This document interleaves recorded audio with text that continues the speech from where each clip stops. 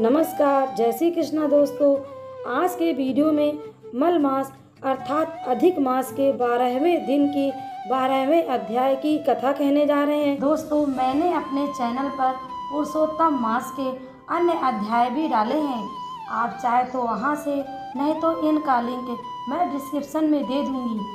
आप चाहे तो वहां जाकर भी कथा को सुन सकते हैं। 12वें अध्याय में द्रौपदी की अग्निकुंड से उत्पत्ति और श्री कृष्ण का पुरुषोत्तम व्रत का उपदेश देने की कथा सुनेंगे। नारद जी बोले, हे नाथ, शंकर जी के चले जाने पर उस चिंतातुर बाला ने क्या किया? सेवा, धर्म और सिद्धि के लिए मुझ दीन की सुनने की इच्छा है, सो कहो। श्री नारायण बोले, इसी प्रकार युधिष्ठिर ने श्री कृष्ण भगवान से पूछा था। तब भगवान ने युधिष्ठिर से जो कुछ कहा वह मुझसे सुनो। श्री कृष्ण भगवान बोले, हे राजन, इस प्रकार शिव के चले जाने पर वह कन्या क्रांतहीन हो गई, लंबी लंबी सांस लेने लगी, अत्यंत डरी हुई, पतली कमर वाली, आंसू बहाती हुई रोने लगी। हृदयाग्नि से उसका शरीर जलने लगा और उस तपस्विनी की अवस्था दावाग्नि से जले हुए लता पत्तों की भांति हो गई। ऐसे दुख पाते हुए जब बहुत समय बीत गया, तब काल ने उस तपस्विनी को धर दबोचा।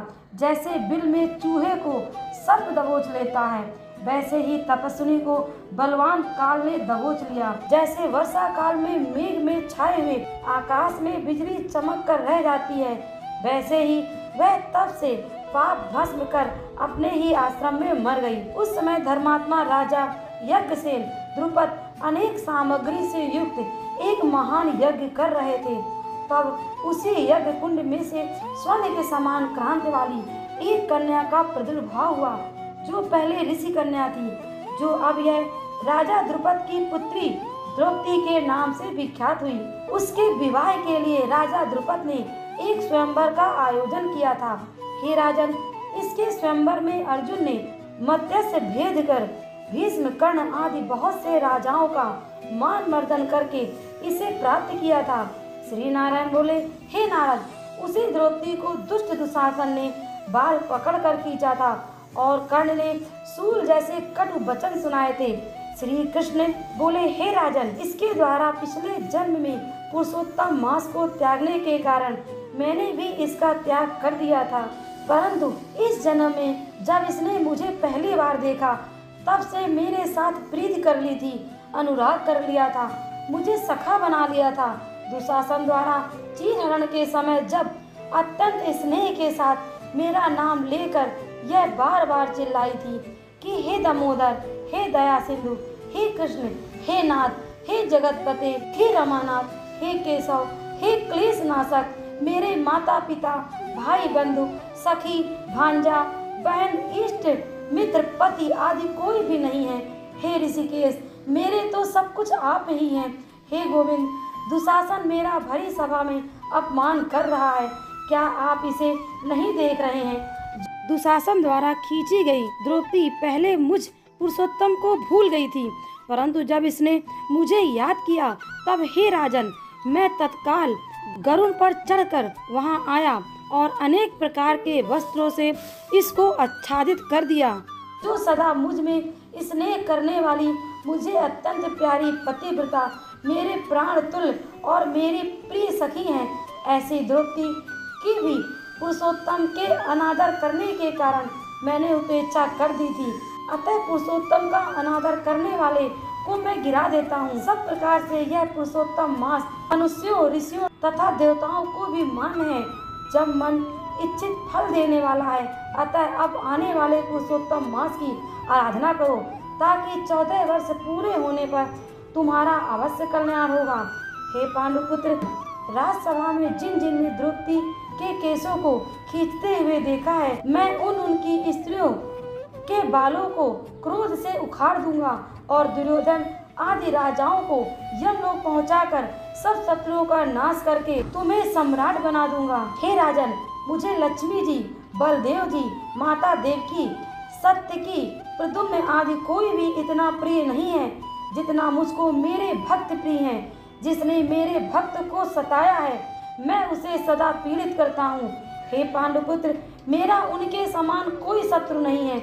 मैं उनकी ओर देखता भी नहीं हूँ। उनको यमराज ही दंड देने के अधिकारी हैं। श्री नारायण बोले। इस प्रकार भगवान श्री कृष्ण द्रौपदी और पांचों पांडवों को समझाकर द्वारिकापुरी जाने की इच्छा से बोले, हे राजन, अब मैं अपने विरह में विकल द्वारिकापुरी को जा रहा हूँ, जहाँ महाभाग वसुदेव जी, बड़े भाई बलदेव जी, माता देवकी, गद सांब आदि आहुक, उग्रसेन आदि यादव लोग, रुक्मणी आदि मेरी पत्नियां, ये सब मेरे आने की प्रतीक्षा में टकटकी लगाकर मेरे दर्शन की उत्कंठा में, मेरे चिंतन में लगे हुए हैं। श्री नारायण बोले। श्री कृष्ण भगवान के ऐसा कहने पर और उनके जाने के अभिप्राय को समझकर पांचों पांडव पुत्र गदगद कंठ से बोले, हे जनार्दन, जैसे जलचर प्राणियों का जल ही जीवन है, वैसे हमारे भी जीवन आप ही हो। आप जा रहे हैं, जाइए, परंतु थोड़े ही दिनों में हमको पुनः दर्शन दीजिए, क्योंकि सब लोग यह जानते हैं कि पांडवों के नाथ श्री कृष्ण ही हैं, त्रिलोक में और कोई नहीं है। अतः हमारी आप सदा रक्षा करते रहें।